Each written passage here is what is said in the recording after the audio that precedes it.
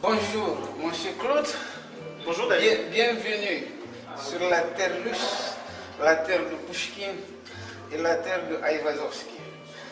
Chers téléspectateurs, je vais parler tout de suite avec le Québécois, comme il aime bien le dire. Que je suis.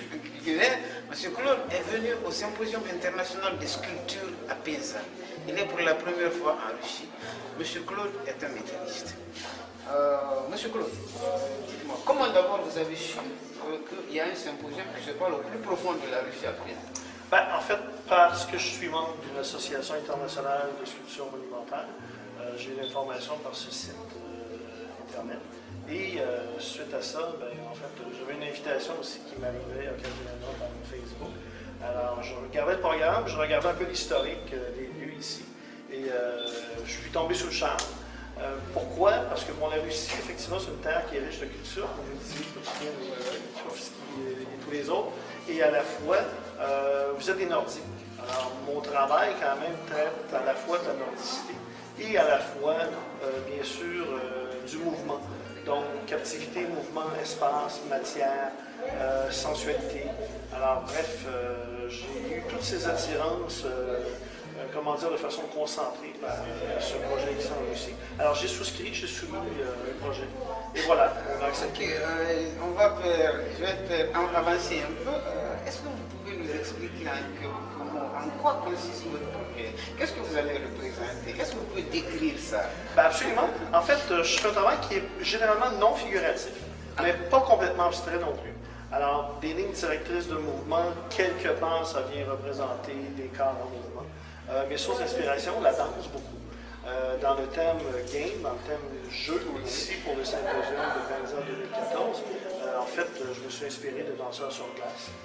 C'est trois éléments qui s'enlacent, en fait, qui donnent vraiment l'illusion d'une espèce de grande arabesque qui est fait très structurée. Je travaille avec des matériaux qui sont des matériaux industriels. C'est monumental? Oui, c'est le grand format, tout le moins, il y a 3,5 mètres, ça commence à prendre du volume. Oui, en fait, c'est monumental. Tout à fait. Mais l'idée, c'est de faire dire au matériau exactement le contraire de ce qu'il fait visuellement, ce qui veut dire lui donner l'illusion de légèreté, l'illusion de souplesse, l'illusion de sensualité aussi. Et j'y arrive parce que dans le fond, c'est un matériau avec lequel, même s'il est rébarbatif, le plaisir de le contraindre, finalement, de le soumettre, ça, c'est un aspect de mon travail qui vient, dans le fond, on dit que quelque part, le médium est à la fois le langage ou le message, comme McLuhan disait. Donc, dans cet esprit-là, le travail que je fais est supporté, dans le fond, par cette idée. La question que je donne toujours aux sculpteurs, aux artistes qui arrivent ici, dites-moi la vérité. Est-ce que, d'abord, est-ce que... La pravda. La pravda. Est-ce que vous connaissez qu'il y a une telle ville sur Terre qui s'appelle Penza? Si je connaissais avant? Non, pas du tout. Okay, d'accord. Mais vous savez, j'habite un petit bled qui est beaucoup plus petit que Penza. Nous, ici, dans les mesures de la Russie, ça c'est un petit truc. Est-ce que vous saviez qu'il y a un symposium international qui se passe ici? Voilà, ça je suis au courant depuis déjà 2 ou 3 ans.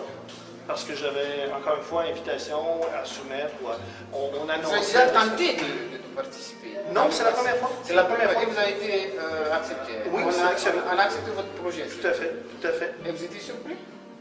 Non, mais sincèrement, parce que quand je lisais le prospectus ou l'appel à projet, je me disais, mais c'est pour moi ça. Après coup, je me suis dit, merde, si je suis accepté, il faut que j'aille en Russie. Après coup, c'était, du coup, oui, voilà, c'est ce que je veux faire dans la vie. Alors, ça fait quand même 37 ans que je fais de la sculpture, que je suis artiste professionnel. Alors, pour moi, c'était une occasion. En fait, à chaque symposium où j'ai eu l'occasion, le plaisir de participer, c'est un plaisir de découvrir des gens, découvrir des pays, découvrir des lieux, découvrir des artistes, découvrir des personnes, des populations, bref, de m'intégrer dans la culture locale. Dites-moi en fait, quels sont les symposiums auxquels vous avez participé dans le passé? Bon, j'ai participé au Costa Rica, 2 fois en France, au Mexique, au Québec aussi, à quelques-uns aussi, quelques symposiums internationaux. À la fin du symposium, je vous demanderai votre impression sur ce que vous avez vécu ici. Absolument. Parce que pour le moment, il m'est un peu difficile de faire une comparaison avec les autres symposiums pour le moment. Mais ici, en tout cas, si je peux confirmer quelque chose, au niveau de l'organisation, c'est vraiment impeccable.